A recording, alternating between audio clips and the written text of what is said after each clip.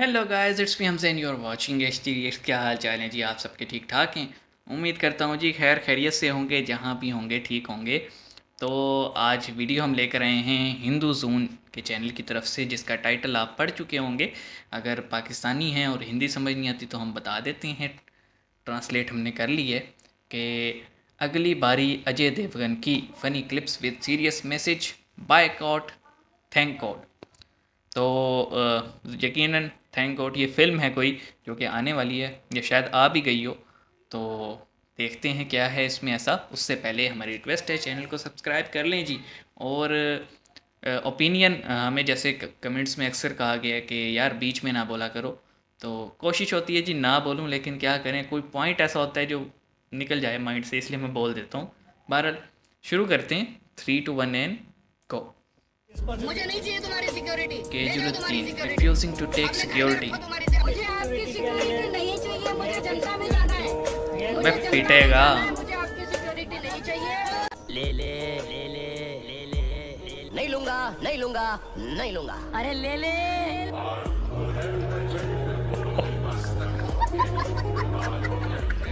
चपेड़े मार रहे भाई। तो जय श्री राम दोस्तों, एक बार फिर से स्वागत है हमारी वीडियो में। तो दोस्तों आज की वीडियो फिर से नेशनलिस्ट मीम पर होने वाली है। ठीक है। एक बार फिर मैं आपके लिए फनी के लिए भी सीरियस मैसेज लेकर आया, तो आप वीडियो को एंड तक जरूर देखिएगा। और अगर आप इस चैनल पर पहली बार आए तो इसको सब्सक्राइब कर दो। चलिए देखते हैं वीडियो। उन्हें भी और हमें गांधी ये कह रहे हैं कि जो मानसिकता है ना बीजेपी की, वो अंग्रेजों वाली है। हैं? अंग्रेजों वाली है। अरे इनको आरती करनी नहीं आती है। ये गए गंगा के घाट में, कहा गंगा माई के घाट में। इनको वहां पर बोला जिनाऊ डालो, इसने जिनाऊ पहले तो गले में डाल लिया। जिनाऊ गले में नहीं डालते, जिनाऊ तिरछा लगाते हैं। फिर इसको बोला गंगा आरती करो, ये उल्टी आरती कर रहा ऐसे। फिर पीछे से आके एक पुरोहित ने बताया कि भैया आरती सीधी करो, तो ये ऐसे ऐसे आरती कर रहा। हेलो यार ये तो वही बात होगी, हमारे हुक्मरानों को नमाज नहीं आती। कि शान के खिलाफ आम कोई आदमी लफ्ज मेरे पार्टी। मुंह से निकल गया हो, वो आदमी जब मर्जी मेरे से माफी मांग सकता है। मैं यहीं पे हूँ अभी काफी दिन। मेरे से माफी मांग सकता वाह। है, मैं यहीं पे हूँ। अबे साले कभी मेरा माफ करना, गुस्से में इधर उधर निकल जाता हूँ। इन्होंने कहा हेमंत बिश्व शर्मा को सीरियसली मत लीजिए, ये मिश्रा आप साहब है गुलाम ना? नबी आजाद को सीरियसली मत लीजिए, आप मोदी जी को सीरियसली मत लीजिए, आप जुडिशियरी को सीरियसली मत लीजिए। राहुल ने कहा था क्योंकि वो दबाव में काम करती है। इलेक्शन कमीशन को सीरियसली मत लीजिए क्योंकि वो भी दबाव में काम करती है। तो आप सबको सीरियसली मत लीजिए, केवल राहुल गांधी को सीरियसली लीजिए। इसको कोई सीरियस नहीं लेता। की आवश्यकता नहीं है। देश का बच्चा बच्चा जानता है कि राहुल गांधी को सीरियसली लेना है या राहुल गांधी को सीरियसली नहीं लेना है। देखिए ये रैली आयोजन करते हैं, खुद ये रैली बनाते हैं, पैसे खर्च करते हैं, राहुल गांधी को बुलाते हैं, सब बैठते हैं मंच पे, फिर राहुल गांधी आके ऐसा कुछ बोल जाते हैं कि वो सारे रैली का गुड़गोबर हो जाता है, सब कुछ समाप्त हो जाता है, वही ट्रेंड करने लगता है।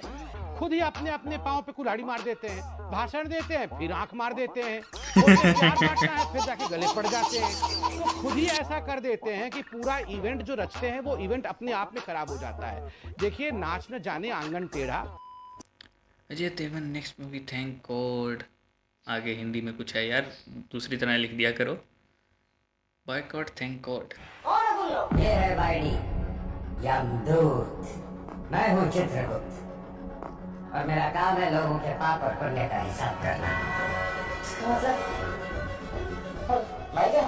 ना तो तुम मरे हो ना जिंदा, बीच में कहीं रखे हो। हम तुम्हारे साथ एक गेम खेलेंगे, एक ऐसी वीकनेस जो सिर्फ तुम में नहीं हर मर्द में होती है। ये वाला इम्तहान लेके जिंदगी मौत मिलेगी। बाकी नजर से देखना चाहिए।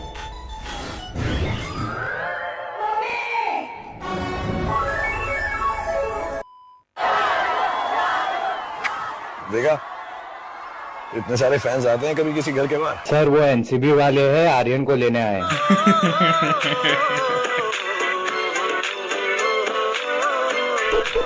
सही है भाई, सही है। आप अपने लिए पढ़ने के लिए बैरिस्ट्री करते हैं, लंदन जाते हैं, आपके परिवार अच्छे स्कूल भी चलाता है, लेकिन सर्वे से स्टैंडर्डाइजेशन हो जाए इसकी मांग क्यों नहीं आप करते? कर ही नहीं सकते ना। नहीं, क्यों नहीं कर सकते? आप नहीं कर सकते। आप आर्टिकल 30 को पढ़ा करिए। अगर मैं मदरसे खोलता हूं आर्टिकल 30 के तहत राइट टू एडमिनिस्टर मेरा राइट है। मदरसा खोलने का बुनियादी मकसद क्या होता है?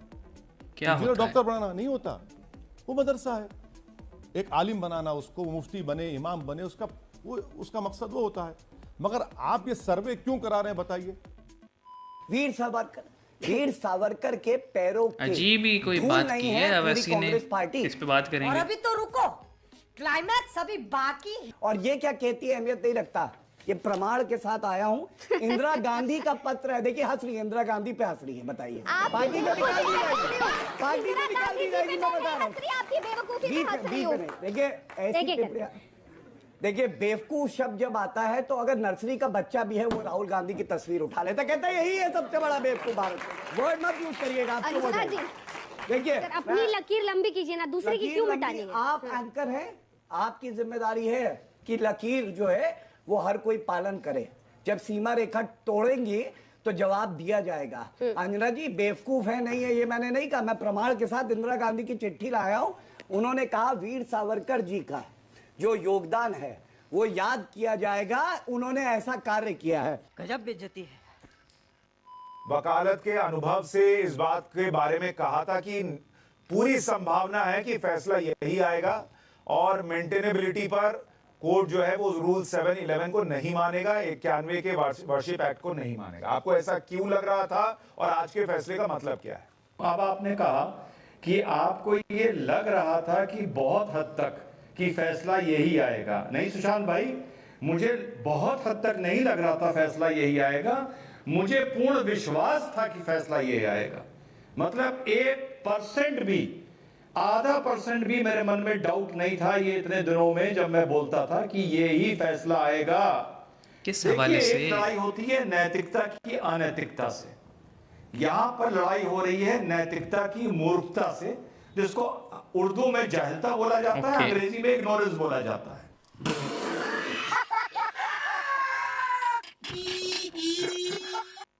कौन ऐसा राजा था जिसके लिए कहा गया अलेक्जेंडर ऑफ इंडिया? आप पढ़िए, ब्रिटिश हिस्ट्री में पढ़ाया जाता है अलेक्जेंडर ऑफ इंडिया कौन था? वो था कश्मीर का राजा ललितादित्य मुक्तापीठ, जिसने कैस्पियन सी तक जीता।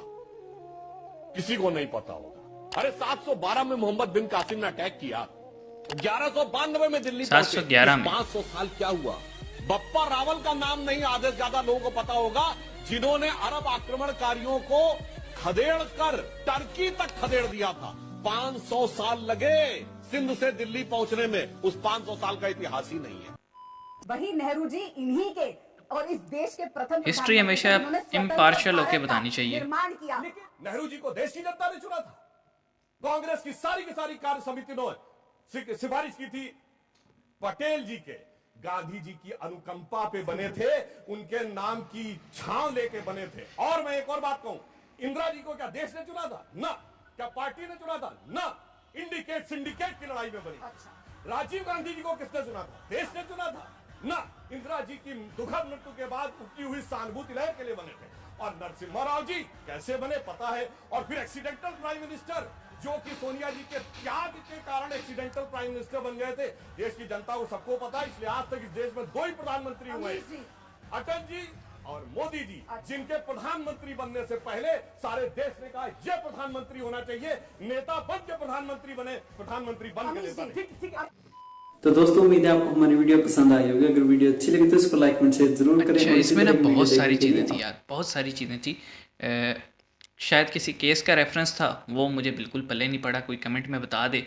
क्योंकि इतना मुझे लग रहा था कि शायद मुस्लिम्स को लेके कोई केस था। अब ये नहीं मुझे पता क्या था, क्योंकि वो दोनों जो नीचे बंदे थे, जो कमेंट कर रहा था जाहिलियत वाला और जो दूसरा था, वो दोनों मुस्लिम थे। अच्छा, दूसरी बात अजय देवगन वाली, तो देखें यार, बनाने वाले को सोचना चाहिए कि मतलब एक बंदा मरे। फॉर एग्जांपल जितने भी रिलीजन्स हैं उनमें एक चीज़ साफ़ है ना, मौत का फरिश्ता होता है। हमारे यहाँ इज़राइल कहते हैं उसको, मौत के फरिश्ते को, और रूह कब्ज़ करने आता है वो। आपके यहाँ यमराज शायद होता है, जो रूह को या आत्मा को लेके जाता है। तो इसी तरह जो अपना ये है, क्या कहते हैं इसको, क्रिश्चियनिटी, इसमें भी है एंजल ऑफ डेथ। तो हर रिलीजन में साफ साफ मेंशन है कि आप मरते हैं, मरने के बाद आपके जो होंगे अमाल कर्म, उनकी बेस पे जो है वो हिसाब किताब होगा। और अगर आपने ये किए, जैसे हमारे यहाँ हिसाब किताब होगा और फिर जन्नत दोज़ख वाला आता है, क्रिश्चियनिटी में भी आफ्टर लाइफ का कंसेप्ट है, हिंदुज़म में ये है कि अच्छे काम करेंगे तो स्वर्ग मिलेगा, बुरे काम करेंगे तो वो, और दूसरा जन्म का कोई रोल होता है, बुरे करेंगे तो कीड़े मकोड़े या इस तरह से मतलब होगा कि पनिशमेंट मिलेगी। तो ये तो बीच में कहीं नहीं है ना कि यार मतलब आप एक वो करैक्टर दिखा दिया है जो शायद कोई मौत का था, और वो आगे से क्या करवा रहा है उससे, वो उससे डांस करवा रहे हैं। मतलब डांस भी क्या, मतलब लस्ट और इस तरह के सीन्स दिखाए जा रहे हैं रिलीजन को लेके, जो कि इंतहाई गलत हरकत है।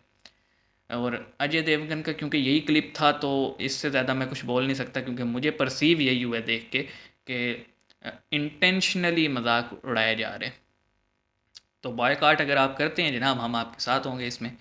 अच्छा, दूसरी चीज़ वो ये कि अवैसी साहब जो हैं उनका भी इसमें क्लिप दिखाया गया मुदरसों को लेकर। देखें, अवैसी साहब मुदरसा जो है ना, वो टाइम आज से 100-200 साल पहले का था, जब मदरसे का रोल सिर्फ आलिम बनाना, मुफ्ती बनाना, मौलवी पैदा करना होता था।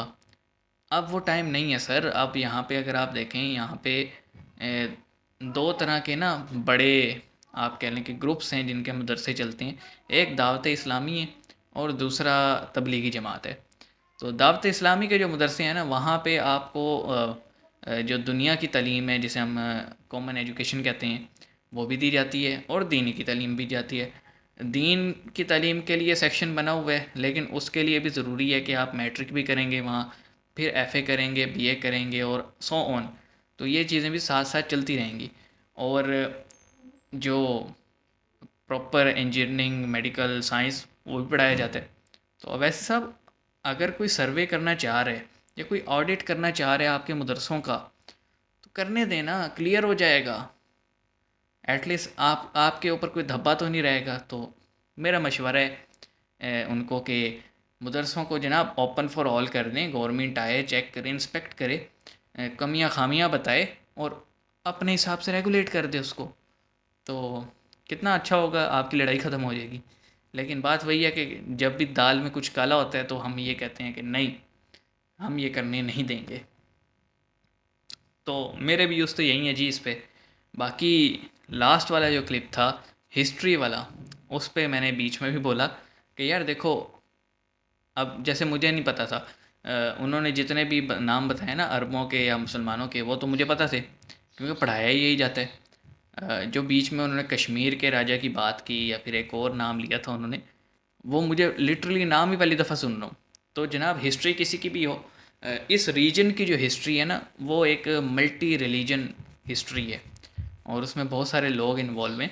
तो हमें इम्पार्शल होके पूरी हिस्ट्री बतानी चाहिए कि अगर मोहम्मद बिन कासिम 711 में आया था सिंध में, तो 500 साल क्यों लग गए दिल्ली तक पहुंचने में। मतलब बीच में होंगे ना राजा महाराजा बहुत सारे, तो उनकी हिस्ट्री भी बतानी चाहिए और उनके कारनामे भी बतानी चाहिए। तो ये थी आज की वीडियो जी। आई होप आपको पसंद आई होगी। पसंद आया तो लाइक करो, शेयर करो, सब्सक्राइब ज़रूर करो चैनल को, हमें सपोर्ट करो। कोई कमी कोताही, कोई गलती हो तो उसके लिए हम पहले ही एक्सक्यूज़ करते हैं। तो मिलते हैं आपसे नेक्स्ट वीडियो में।